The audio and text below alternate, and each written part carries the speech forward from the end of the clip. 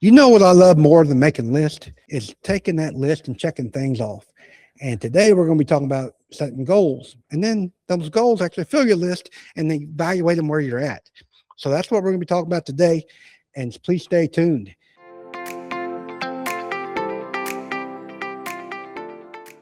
It's 90 days in to the quarter. All right, so I guess we're already past the quarter. That's what I spent the last couple of days.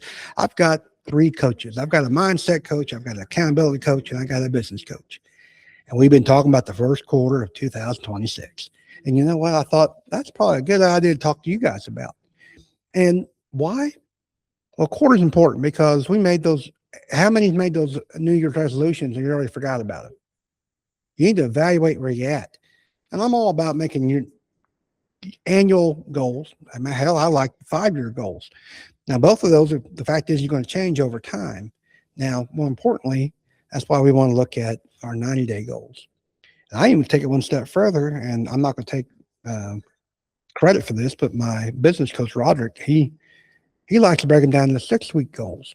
Why 6 weeks? Because it's half your 90 days. Then you evaluate where you're at and keep going. So let's talk about that. Let's talk about the problem with annual goals. Too far away. They're easy to ignore. It's easy to say, well, procrastination is probably the biggest problem with annual goals. And hell, 5-year goals, they're great too, and they're wonderful to think about, but things change. I've went back to my goals, and I do this annually. I look at my 5-year goals, and actually they're always changing. It's a rolling 5 years. And your priorities change, your lifestyle changes, your hopefully your income changes for the best. Those things, all change, but we got to look at that. Breaking it down into 90 days makes it simpler. It's 3 months.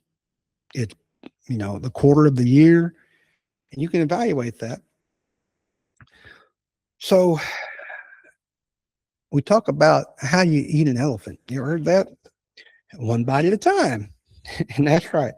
So this might sound a little redneckish, but it's like butchering beef and cattle and chickens. You fill that freezer up. And every day you go to the freezer and get a little piece out. And when you fill that freezer up, you think, gosh, damn, you're proud of it. You got a lot of meat in that freezer. But, have a barbecue that weekend. Come look at it on Monday and a little bit smaller. And you got to evaluate. And come a year and up now, the freezer is empty. You got to refill it back up again. That's kind of the same concept here.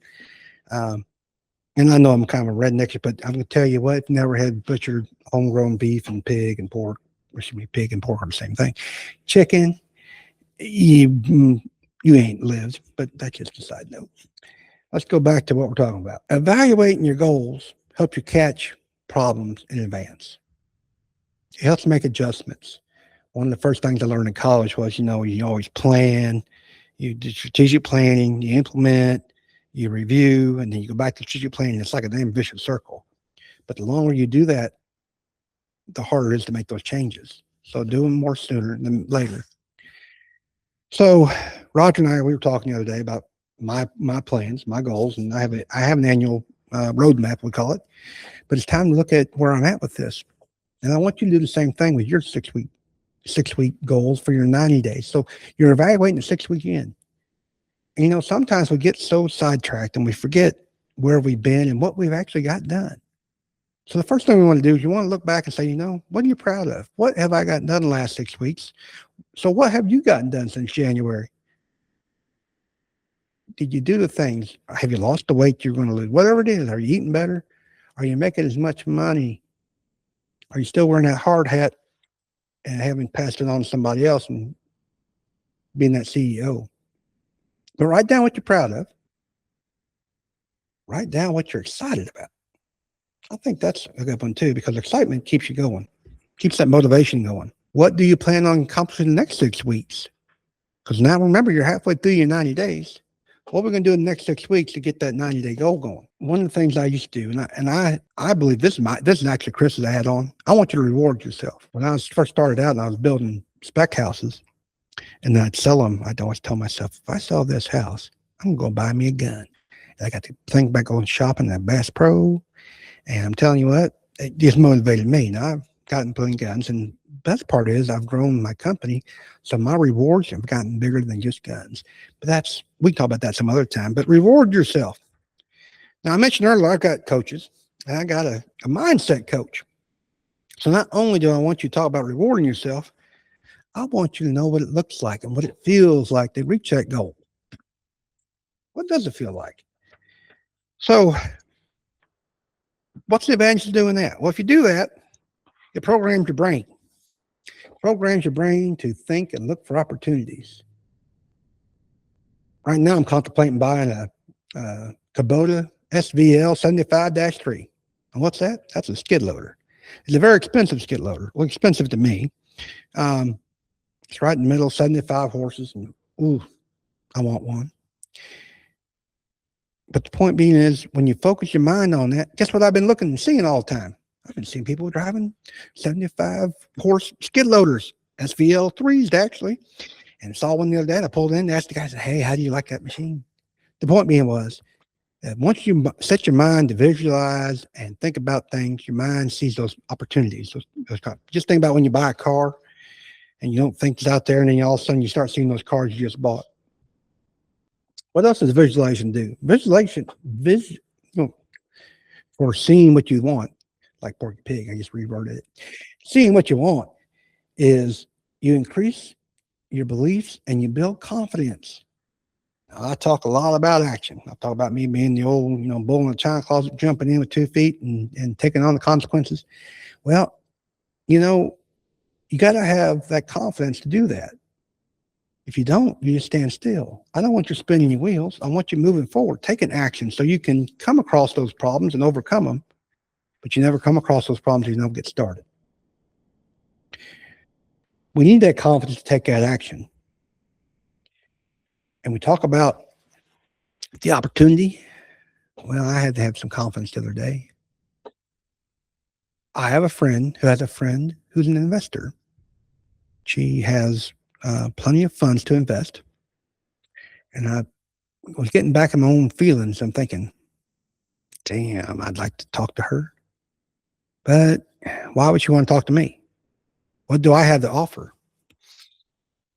I finally had to get up and say, Chris, you got to take a chance. So I built my confidence, realized that, I know one damn good thing. If I never asked, I'd never know. And she wouldn't have the opportunity to say yes or no if I never asked anyway. So I reached out to my friend. I said, hey, you're talking to so-and-so? Yeah. And I said, you think that they'd be interested in an opportunity like this? And I give an example. And he says, I think they would. Matter of fact, our meal we had was all about that conversation. A week later, I met with that investor. Now, 2 weeks later, today, well, actually yesterday, I got the call and they're wanting to move forward. I visualized what I had in mind, made the confidence to ask, accepting the fact that they might say no, but more importantly, what if they said yes? And they did. Now, visualizing also drives better decision making in those daily actions. You got end results and you make good decisions because you're always thinking, how is that going to affect my goal? Every decision should be based on that question first. Is this going to get me closer to the goal I've just set? And if we're setting shorter goals, it makes it a whole lot faster, a whole lot quicker to make those happen. And you can evaluate if you made those goals or not within those 90 days. So just keep that all in mind. All these goals, these looking back in 6 months, 6 weeks, 90 days, the visualization, writing down those things, it helps build momentum. I think I talked about before, you're spinning your wheels. You got to get started first. Once you get started, then everything comes a lot easier. I'm going to probably ask a few people, and probably none of them. Everybody probably these days have power steering. Power steering is those things on the cars, it helps you turn the wheel, helps you turn the wheel with one finger back and forth. Well, I grew up in a day that some vehicles didn't have power steering. Matter of fact, my old side-by-side don't have power steering.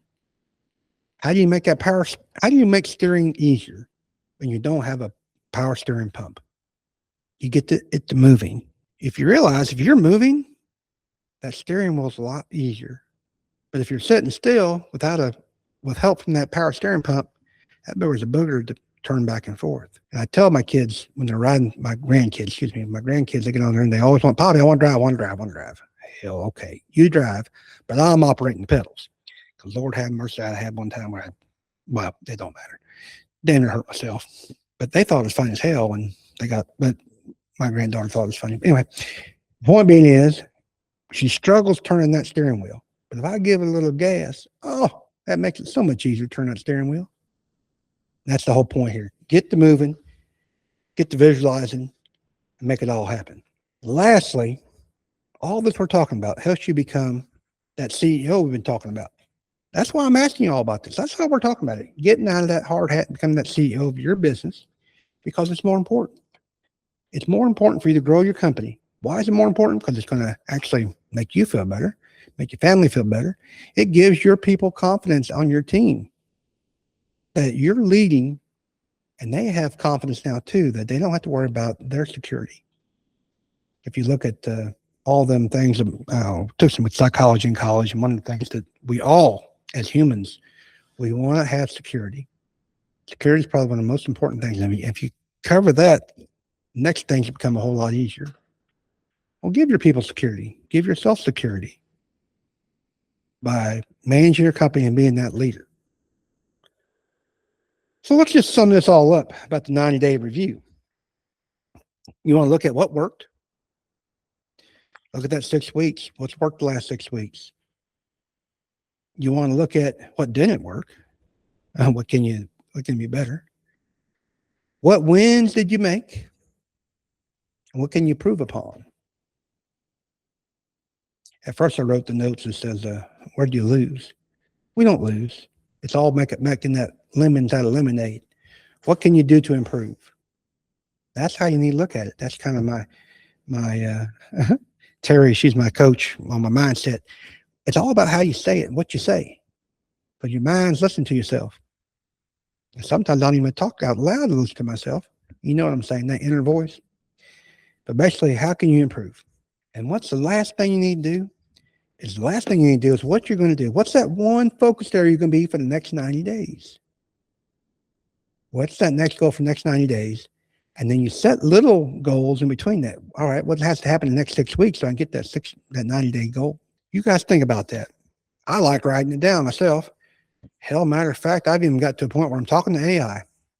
It's kind of funny because I'll talk inside the speaker here, and my team looking at, you talking to me? No, I'm talking here to old Claude and Grok, and we've got the one on Google. Anyway, I'm talking to them all.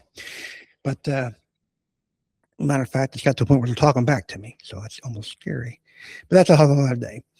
But if you guys like what you heard today and want to talk about goals and hear about how to set goals and where you need to be with those goals, hit that like and subscribe button. Tune in, hit the notifications. You'll get notified if I'm going to be on another time for next Tuesday. But this is Chris G, Hard Hat CEO. God be with you to meet again. So long for now.